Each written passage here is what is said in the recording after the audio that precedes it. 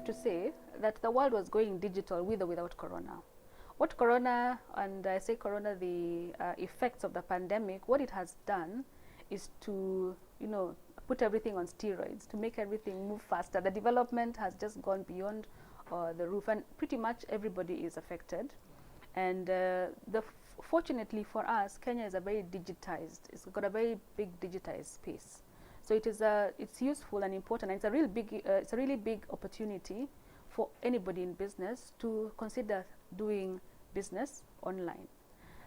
Whether it is on social media, I know we have very many entrepreneurs on WhatsApp, Yes. and they are selling to us, and okay, it does become annoying, but the truth is they have a viewership, it's eyeballs, right? Online. So it is what you just need to do as somebody in business and wanting to get online first is consider whether your framework, your constitutive documents, when I say constitutive document, I mean the document that created you right at the beginning. Make sure that it allows you to go virtual or to go hybrid, and it also allows you to use electronic documents, electronic signatures. Now, for the startups, it's probably easier.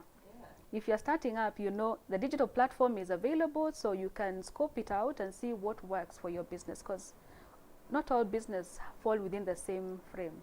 There's no one size fits all for business. So if you find a space, a niche which you can tap into, then you can start your business and create that framework. The reason I say this is because what I have seen with many clients, and even us, we all started with a briefcase. Yes, we all started in the back of a car, maybe. Somewhere. We all started in a garage. Yes, and the business, like I was telling you, is me, myself, and I. Yeah. But you have to look beyond the me, myself, and I, the startup, and ask yourself, okay, in 1 year's time, where am I going to be? And the questions you need to ask, which might have a big impact on you when you're starting out, is, in 1 year's time, am I going to have to engage with KRA because I have not paid taxes for 12 months? Am I going to have to engage with NHIF because I have managed to engage or hire a couple of employees, but I've not registered them for NHIF, and I've not remitted NHIF. I've also not remitted NSSF.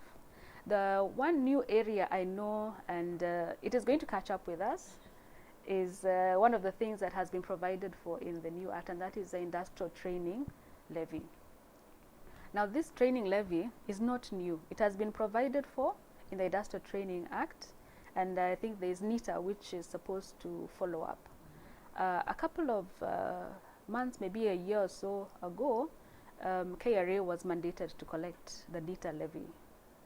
And what this new act has done is to say that the NITA levy will not be collected on a monthly basis, but will be collected at the end of every year. And it requires to be remitted by the 9th day after you have been incorporated, or you have been established, or you have been in existence. Now, this shows a new trend also by government to give startups and other businesses a grace period, so that you don't have to follow up with returns and the penalties on returns on a monthly basis. Because in the last business law 2020, there was a provision for OSHA. OSHA is for Occupational Safety Health Act. The requirements have laid out to mean that the first 12 months of a company's life, you don't have to register for OSHA. But after the first 12 months, then you have to register. So you need to ask yourself, what will I require to be complying with on a regulatory level before I get in trouble, either at the national level or even at the county level? Because if you also don't pay your single business, and we are fortunate that in Mombasa, the governor has given us a grace period.